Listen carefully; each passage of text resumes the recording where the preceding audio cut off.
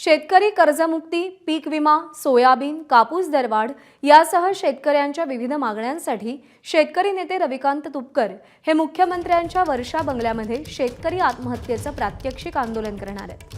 त्यासाठी राज्यातील विविध भागातून प्रातिनिधिक स्वरूपात शेतकरी मुंबईच्या दिशेने निघालेले आहेत। गेल्या 2-3 वर्षापासून सोयाबीनला भाव नाही, कापसाला भाव नाही, त्यामुळे शेतकरी कर्जबाजारी झालेला आहे आणि या शेतकऱ्याला कर्जमुक्त करा अशी आमची प्रमुख मागणी आहे। गेल्या खरीपातल्या आणि रब्बीतल्या अजून पीक विम्याची 100% रक्कम मिळायची बाकी आहे।